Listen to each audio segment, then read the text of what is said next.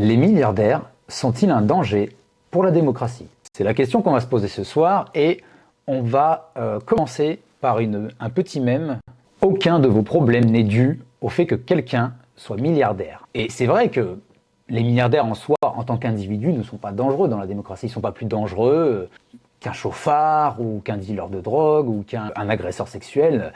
En tant qu'individu, le milliardaire n'est pas plus dangereux que tous ces sociopathes-là. Mais là où c'est un problème, c'est que s'il est milliardaire et qu'il ne paye pas sa part d'impôt, il ne participe pas à l'effort national, là ça devient un problème. Parce que quand on te parle des déserts médicaux, quand on te parle qu'il n'y a plus de moyens pour entretenir le service public, pour faire marcher telle crèche, telle justice, telle prison, tel service de secours, ça devient un problème parce que l'État se finance en très grande partie via l'impôt. C'est son financement. Il peut le faire par la dette, évidemment, mais ce n'est pas l'intérêt de s'endetter à long terme. C'est que chacun qui est en mesure de payer l'impôt le paye proportionnellement. Alors, je ne sors pas l'argument de même payer 1 euro pour les familles les plus modestes, ça ne sert à rien. On ne va pas engager 15 euros de frais administratifs pour récupérer 1 euro. Hein, on est d'accord. Et puis de toute façon, les pauvres, ils payent déjà l'impôt, ça s'appelle la TVA. Et il la paye au même tarif que quelqu'un qui gagne 15 000 euros par mois ou qu'un multimillionnaire. Hein. Ça, rassurez-vous. Donc, les pauvres payent l'impôt. Même le SDF qui va chercher sa 8,6 à 3 euros, donc 80 centimes de TVA, ben, il a donné 80 centimes à l'État. Voilà. Donc, là où le problème d'un milliardaire dans une société démocratique, c'est quand il ne paye pas sa part d'impôt. Et aussi, l'autre problème, c'est qu'effectivement, un multimilliardaire, dans un régime démocratique, je suis désolé de vous le dire, mais il a plus de poids que vous en termes de vote. Il a plus de poids que vous dans la décision politique. Pourquoi? Parce qu'il a des infrastructures, il a des réseaux d'influence, il peut décider ou pas de construire ou de détruire quelque chose, il peut décider ou pas d'investir dans quelque chose ou d'investir dans autre chose qui est beaucoup moins utile pour la société, mais c'est son choix, c'est son argent, il fait ce qu'il veut. C'est là que ça devient, entre guillemets, un danger. Mais là, par exemple, on va regarder quelques captures, quelques articles. C'est Entreprendre du 21 avril 2017. Les dîners secrets de Bernard Arnault à l'Élysée. Entre le futur ex-président de la République et l'homme le plus riche de France, et aussi l'une des plus grandes fortunes mondiales, les relations sont au beau fixe. Des dîners réguliers. Les deux hommes s'apprécient réellement et comme l'explique à l'événement Magazine, une haute dirigeante de LVMH, Bernard Arnault reconnaît l'amabilité, l'humour et la sagesse du président et il juge positif de nombreuses choses dans le quinquennat de François Hollande. Et du côté du chef de l'État, il y a un vrai respect pour l'ambition entrepreneuriale et la réussite internationale de Bernard Arnault. Il y a un vrai respect pour la réussite de Bernard Arnault. On sait que le patron de LVMH a dîné à plusieurs reprises au palais de l'Élysée et cela à titre privé. C'est-à-dire que c'est même pas dans le sens de oui, un dîner d'affaires pour savoir. Non, non, c'est vraiment, c'est les copains. Le milliardaire ne cache pas par ailleurs son estime pour l'ancienne compagne du président de la République, Ségolène Royal. Ah oui, celle-là, elle est excellente. À la fois pour son tempérament et son action dans la vie publique. D'accord. Mais aussi parce que contrairement à d'autres femmes du monde politique, la ministre de l'écologie, à l'époque, a toujours rendu aux maisons de couture du groupe LVMH des robes ou des tenues qui lui avaient été prêtées pour des soirées officielles ou des déplacements hors de nos frontières. C'est sympa, hein, Ségolène Royal, quand tu lui prêtes un truc, elle te le rend. C'est chouette, hein. Bernard Arnault et les politiques, la puissance d'un groupe au cœur de la République. Bon, ça c'est un texte du Monde. Bon, bah, on apprend rien, hein, c'est toujours la même chose, hein, c'est-à-dire que Hollande... Alors c'est ça qui est marrant, c'est que les présidents changent, mais les détenteurs du pouvoir, non. Je pense que à part Mélenchon, Bernard Arnault serait capable d'aller dîner, qu'importe le locataire de l'Élysée demain. Donc voilà, depuis 2017, Emmanuel Macron s'affiche volontiers aux côtés de son cher Bernard. Ouais, Macron aussi, il a dû lui coûter cher à Bernard. L'homme le plus riche du monde après Elon Musk. Oui, voilà, ça vivote. Est-ce la place du président de la République, garant de l'intérêt général, d'aller inaugurer un grand magasin, soupire l'ex-conseiller spécial de Nicolas Sarkozy, Henri Guénaud, qui n'est pas seul à s'interroger. Oui, les Français s'interrogent aussi, hein. Moi je m'interroge. Peu de grands patrons droit à pareils égards. L'éternel rival François Pinault, dont l'intimité avec Jacques Chirac est avancée pour minimiser la proximité entre M. Arnault et Macron, n'a pas eu l'honneur d'accueillir le chef de l'État pour l'inauguration de sa bourse de commerce en 2021. Oui, parce qu'on a un président... À la limite, tu vas inaugurer des grands magasins. Bon, tu te dis, voilà, c'est le rayonnement du luxe français. Bon, pourquoi pas. Pourquoi tu fais pas ça avec tout le monde? Pourquoi tu vas pas faire ça avec Carrefour ou Lidl ou je sais pas quoi? Ah ouais, non, ça c'est réservé aux Miss France, ce genre d'événement-là. On a quoi? Ah oui, alors ça c'est l'article de Politico, c'est énorme. En gros, dans cet article, que je vous laisserai lire un peu plus tard, on va commencer ici, on va faire quand même la première partie, puis vous pourrez le lire, après il est en libre service. Quand Bernard Arnault poussait pour Darmanin à Matignon. C'est un film d'horreur le titre. C'est un film d'horreur. L'ambitieux ministre de l'Intérieur a su nouer des liens solides avec les patrons, dont le premier d'entre eux. L'épisode en dit long sur la cote dont jouit le ministre de l'Intérieur auprès des grands patrons. C'est marrant hein, que ce soit le ministre de l'Intérieur qui ait la préférence des grands patrons de France. Ça pourrait être le ministre de l'économie, ça pourrait être le ministre de l'éducation, parce que l'éducation c'est important quand même pour un pays. Hein. Ça pourrait être le ministre des Transports, parce que bon, c'est pas un ministère de dingue, mais le gars il a du charisme, il a de la volonté, il veut faire tout pour la France, il veut réindustrialiser le pays. Non, le ministre préféré des grands patrons, c'est le premier flic de France. Je sais pas, pour ceux qui ont voté pour Macron, je sais pas s'ils s'attendaient, si en l'état actuel des choses, ils aimeraient voir Darmanin Premier ministre. On a eu Valls, je vois pas ce que Darmanin ferait de plus. Hein. Paris, lorsqu'il sort de l'Élysée en ce début juillet, Bernard Arnault est sûr d'avoir fait mouche. Alors que la France vient de traverser une période d'émeute provoquée par la mort de Naël, les tractations en vue du remaniement vont bon train. Lors de son entretien avec Macron, qu'il voit plusieurs fois par an,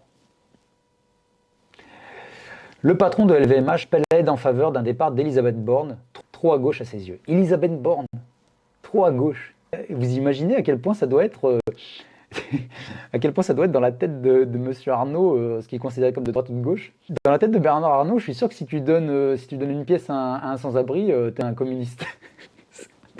Pour remplacer la première ministre, le deuxième homme le plus riche du monde, selon le magazine Forbes, évoque les prétendants putatifs issus des rangs de la droite. Bruno Le Maire, Sébastien Lecornu et surtout, Gérald Darmanin, sur lequel il insiste tout particulièrement, d'après 2 personnes, au fait des échanges entre le chef de l'État et Bernard Arnault.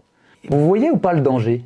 Vous voyez ou pas le problème dans la démocratie? Quand je vous dis qu'un milliardaire, par son influence, par ses réseaux, c'est quelqu'un qui a du poids sur la décision politique. Enfin, je sais pas, quand vous votez pour un candidat, bon, vous savez pas qui va proposer en tant que ministre, mais vous avez une idée. Là, même si le remaniement ministériel, c'est quelque chose qui est de l'ordre du président, c'est pas lié aux élections, à partir de quand quelqu'un du privé, qui n'a aucun lien politique, qui n'a aucune affiliation politique déclarée, dit je veux lui plutôt qu'elle en tant que Premier ministre. Et déjà, pourquoi? Ça serait intéressant de savoir pourquoi. Parce que là, il dit ouais, on veut lui. Je sais pas, Darmanin, il a pas l'air il a l'air aussi débile que tous les autres, hein, donc je vois pas pourquoi il aurait le droit aux honneurs, quoi. Aux honneurs de l'homme le plus riche du monde. Enfin, je veux dire, quand t'es l'homme le plus riche du monde, t'es censé être intelligent. Donc, si t'as envie que le pays aille au mieux, pour l'ensemble du pays, son présent et son avenir, t'essayes de mettre quelqu'un qui est compétent, quoi, en fait. Ah non, pardon. Que le pays aille au mieux pour les affaires. Pour les affaires, c'est ça qui est important. Liberté, égalité, fraternité, on en reparlera de ça. Donc sort de son rendez-vous non répertorié à l'agenda officiel et que l'Élysée a refusé de confirmer à Politico, persuadé que Gérald Darmanin sera nommé à Matignon. Si bien qu'il en avise plusieurs de ses proches par téléphone, t'as la vache. Perdu, Macron a quand même pris la décision comme un grand adulte et il confirme la première ministre dans son poste. Mais l'épisode en dit long sur la cote dont joue le ministre de l'Intérieur auprès des grands patrons. Bon, vous aurez le lien en description de cet article, hein, si vous voulez le lire entièrement, c'est en accès libre. Voilà le danger des milliardaires dans une démocratie. Ce sont des gens qui peuvent avoir un poids sur la volonté politique du pays.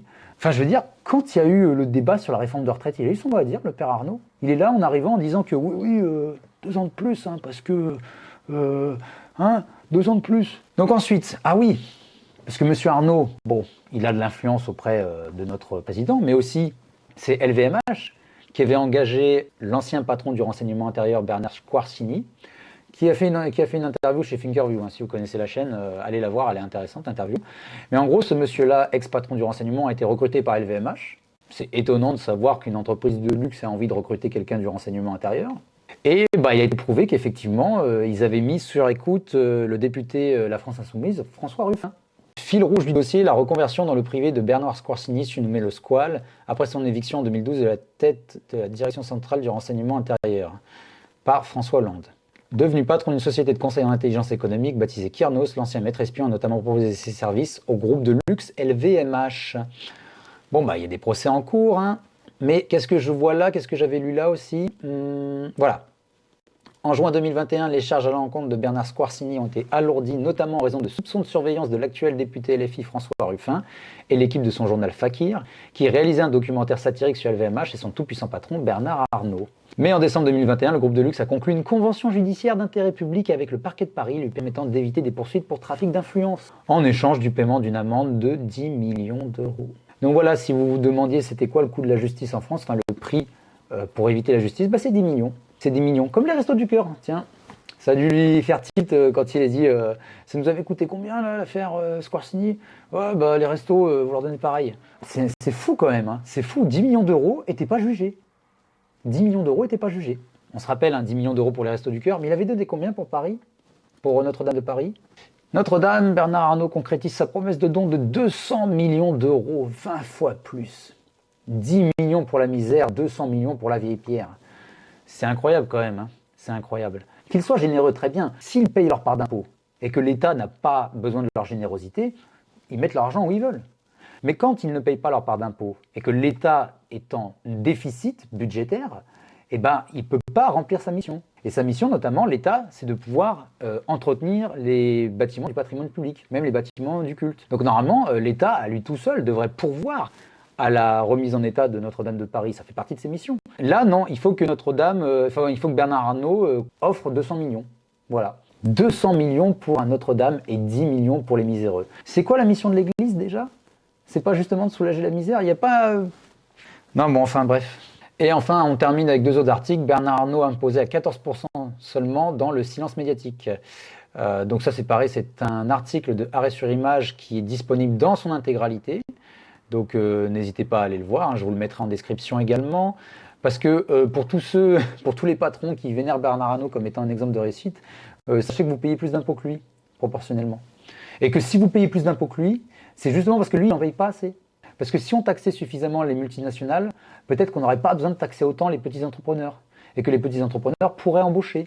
Bref, après, on se fait son avis là-dessus, hein, mais bon, je ne pense pas que quelqu'un qui gagne 20 fois moins que Bernard Arnault soit 20 fois moins actif. Hein. C'est juste une question d'échelle. Et enfin, un dernier article, LVMH a économisé 518 millions d'euros d'impôts grâce à la fondation Louis Vuitton. Je sais pas, 518 millions d'euros d'impôts, on aurait pu faire quoi avec aux yeux de l'État? On aurait peut-être pu rembourser la dette, tiens. Bon, on est à 3 milliards de dettes. Non, combien? On est à 300 milliards de dettes? Oh, je sais plus, 180 milliards, enfin, ça devient ridicule. Ça devient ridicule, on ne la remboursera jamais. Mais avec 518 millions, quand même, tu fais pas mal de choses. Hein. Tu recrutes des flics. Tu recrutes des flics pour lutter contre le trafic de drogue à Marseille. Au-delà de ça, voilà, pour moi, c'est ça le vrai danger des milliardaires dans une démocratie. Liberté de ne pas vouloir l'égalité, liberté de restreindre la fraternité, c'est ça la vraie devise de la République dans laquelle vit Bernard Arnault. Donc j'avais fait sur la chaîne principale une vidéo sur la plutocratie, donc le pouvoir par l'argent. N'hésitez pas à aller la voir, je vous la mettrai également en description sous la vidéo. Et n'hésitez pas à aller découvrir la chaîne principale si vous ne la connaissez pas.